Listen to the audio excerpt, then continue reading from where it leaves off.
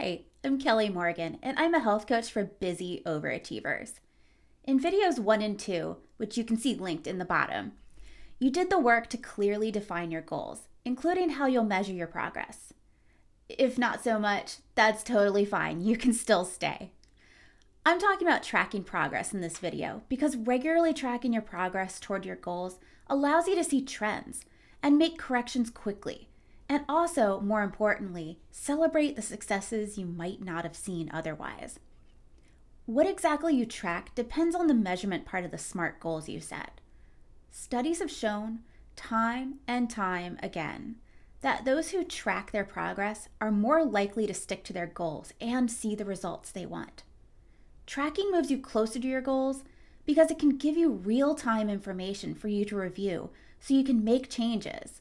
And you can be excited about what's happening to keep that motivation going.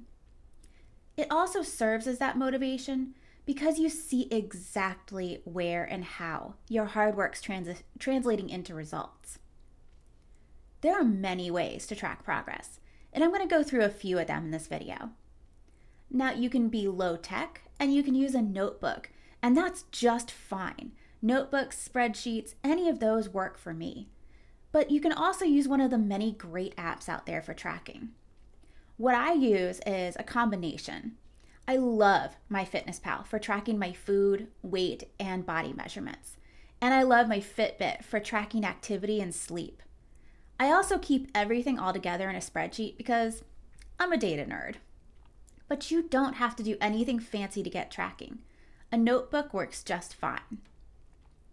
Sure, there are endless tools available, lots of cool things for you to check into, but don't let worrying about this stop you from taking action now.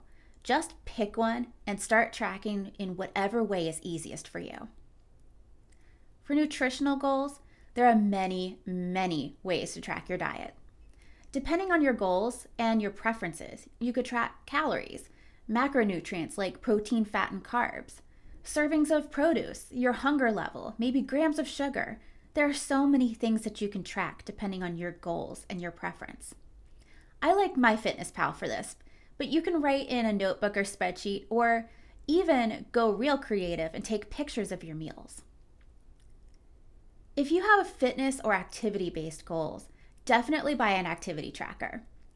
Anything like Fitbit, Apple Watch, some heart rate monitors, those make it really easy to track your progress. And you don't have to spend a lot of money on these.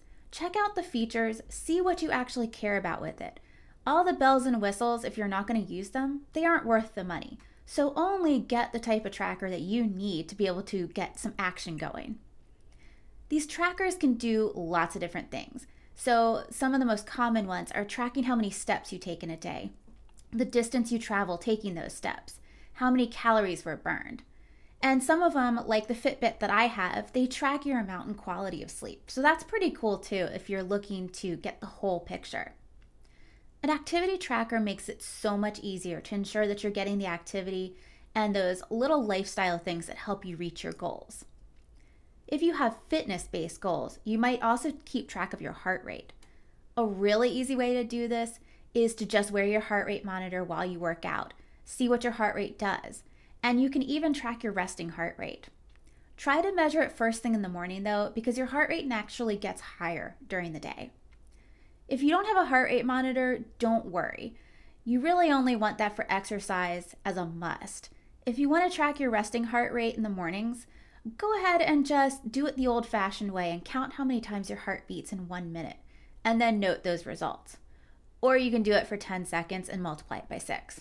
That's much easier, isn't it? For tracking weight loss progress, remember that we're actually talking about fat loss.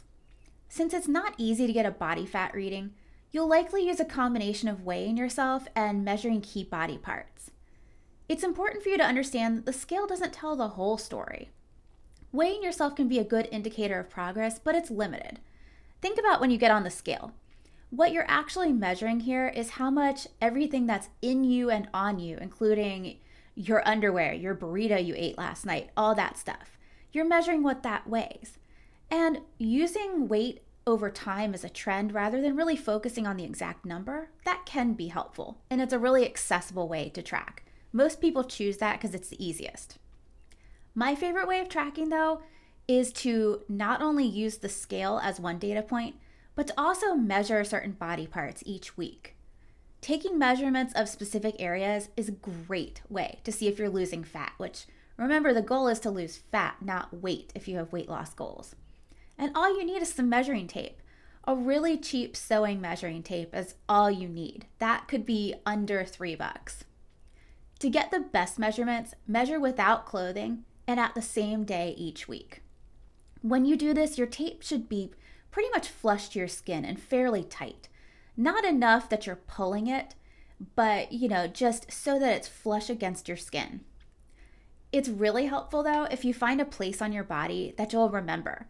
Like I'll use a mole or a freckle or a scar. The little things that are imperfections can come in so handy here. That way you're measuring the same place every time. Depending on your goals and where you carry your weight, you can measure any body parts. The ones that I take are bust, waist, hips, left thigh, left calf, and left arm. And that's also handy, by the way, for online shopping. It's pretty easy to go look at your measurements and order the right size every time. Pro tip.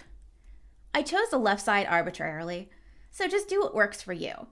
But pick a body part and side and place to measure and stick with it each time. It's important that you're getting the same place every time.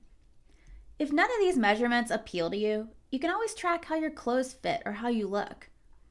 And finally, for goals that are a little bit more subjective, like say increasing energy or reducing your stress, changing your mindset, those types of things that are a little bit loosey-goosey, keep some notes in a journal throughout the whole process and just record how you're feeling, what's gone well, what hasn't gone well. You'll be able to look back on those notes and they'll help you see some subtle shifts there. Start tracking in whatever way works for you. Remember, the only bad way is not doing it. Pick something that works. And I'll see you in the next video.